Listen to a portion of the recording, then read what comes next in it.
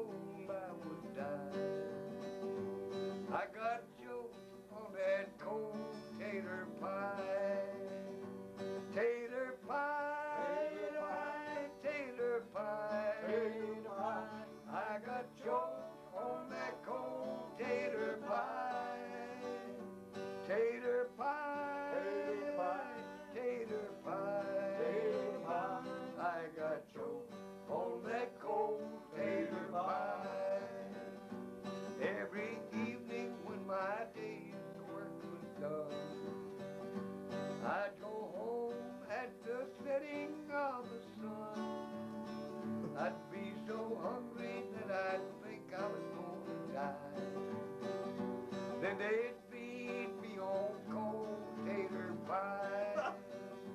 Tater pie, tater pie, tater pie, tater pie. I got jokes on that cold tater pie. I ride no pay, I lead no dance.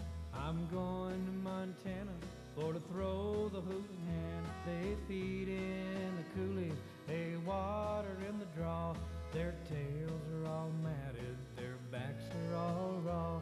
Ride around, little doggies, ride around real slow, for the fiery and the snuffy are raring to go. Now old Bill Jones had two daughters in his song. One went to Denver and the other went wrong.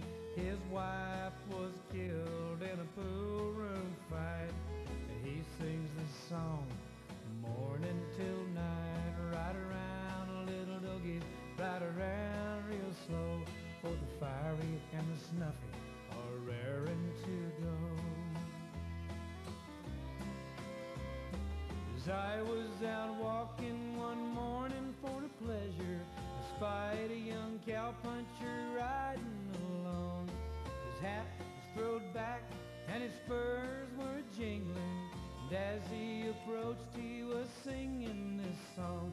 Whoopie-tie-I-O, get along little doggies, it's your misfortune and none of my own. Whoopie-tie-I-O, get along little doggies, you know that Wyoming will be your new home. Early in the springtime we round up the doggies, we mark them and we brand them and we bob off their tails. Round up the horses and load the chuck wagon, and throw them little doggies right out on the trail. Whoopie-tie-I-O, get along little doggies, it's your misfortune and none of my own. Whoopie-tie-I-O, get along little doggies, you know that Wyoming will be your new home.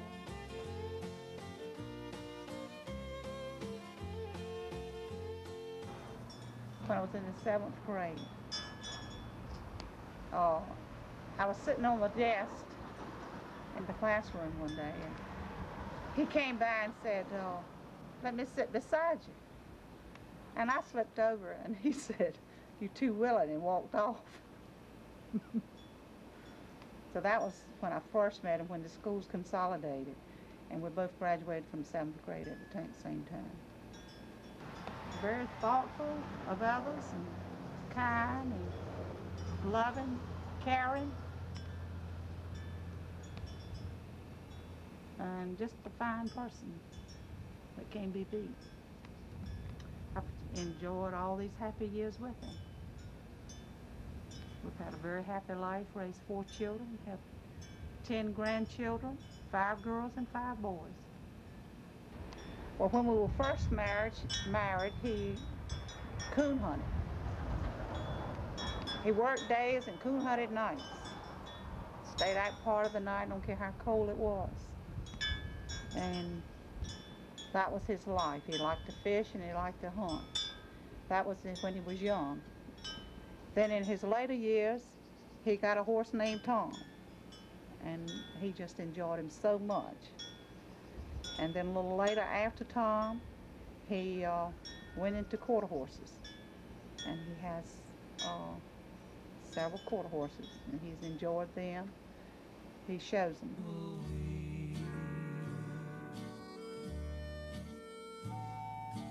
I'm a roving cowboy, riding all day long. Tumbleweeds around me sing their lonely song. Nights underneath the prairie moon, I'll ride alone and sing a tune. See them tumbling down. Daddy loves people. He loves to think that he's helping people and doing things for them. And he's all the time going out of his way for somebody else. And other people come first before himself. But he's a very strong-willed and determined person, and he's somebody that you can really depend on. And I don't know if anybody's opinion that I take any higher than I do Daddy's. And anytime I have a problem or a question, I want Daddy's approval on it before I do anything. He's just he loves you, and he wants to do what he can for you, and he's always there.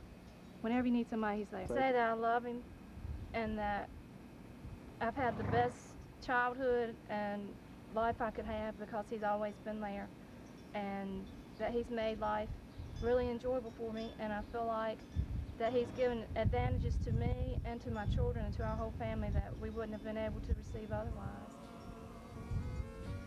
Lonely but free I'll be found,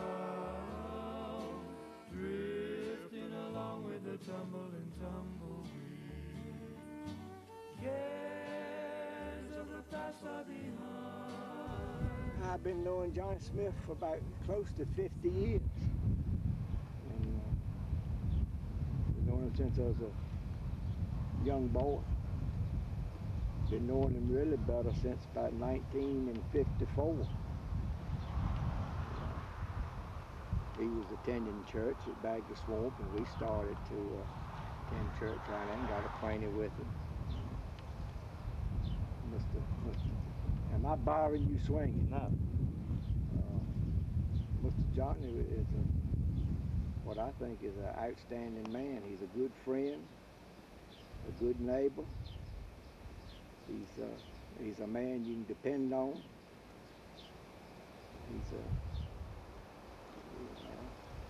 I'd say a man with a lot of character, not the kind that you get from going to college and holding high office, but this everyday kind. Old folks used to say his word is his bond. If he told you something or promised you something, you could depend on it. You didn't have to worry about it. You didn't have to have no documents signed or nothing like that. You could depend on Mr. Johnnie. He's been a mighty good friend to me. In fact, it's been an honor and a pleasure to have him for a friend.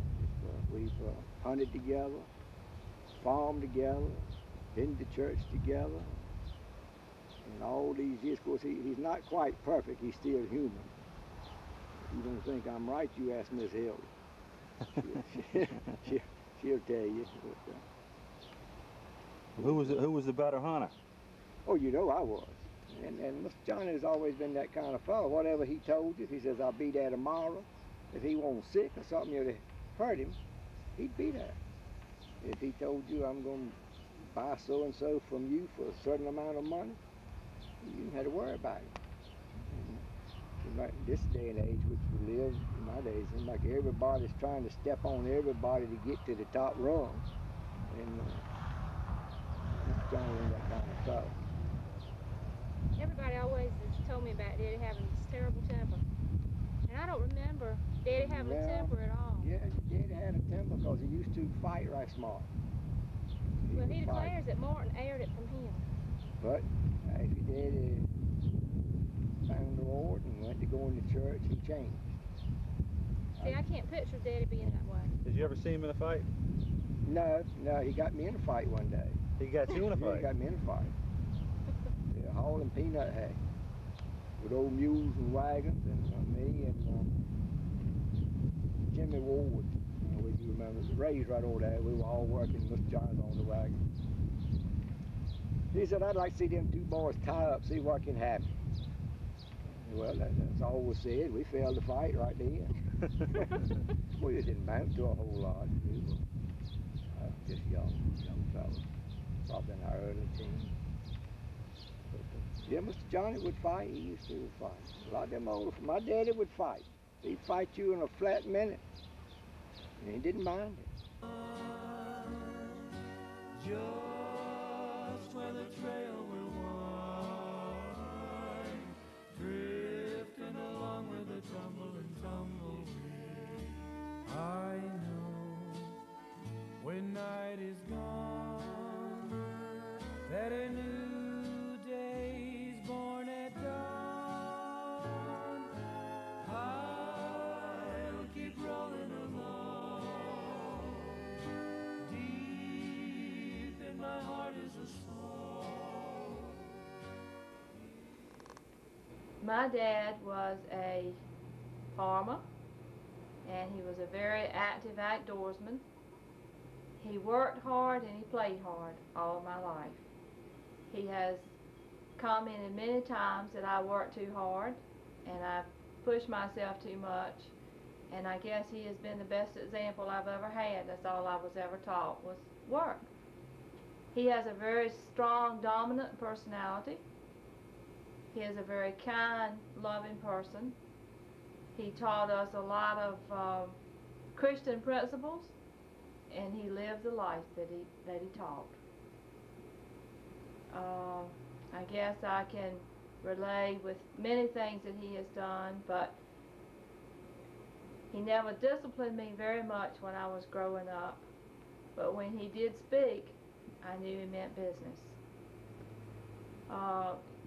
He and Mom worked together. I never really saw them argue or fight. I never knew what that type of environment was like a lot. They always showed a lot of love, put themselves last and their children first. I guess one of the most memorable things that I can think of that he did for me was he was so excited when I decided to go off to school. And he sacrificed a lot for that. There were times that I disagreed with him. I guess that's because that's a normal reaction. And the sparks would kind of fly, more or less. But I always respected his opinion. And I always asked his opinion in most of the major decisions that I've had to make in my life. He's always been a very strong person to lean on. One of the reasons that I came back to live in North Carolina was that I was very close to my parents, and I wanted my children to be raised in the same type of environment that I was raised in. And I didn't think that CD and I turned out so bad, and I thought this would be a good area to raise our children in a similar-like environment. As a grandfather, he's been outstanding. With Jeffrey, they enjoyed the horses together. With Marshall, they've done a lot of talking about mowing grass and talking about hunting as their two pastimes. I guess one of the things that I tell people about my dad is he's always been a supporter of all his children in whatever they wanted to do, and he would help it come a pass if there's any way that he could make it do so. I always knew that every single day he prayed for his children by name, and his in-laws and his grandchildren by name every single day, and it was always a nice thought when things were going wrong to know that he would pray for you, and you knew that one person was remembering you in that way. Linda was 18 months younger than I was, and she was a very loving child.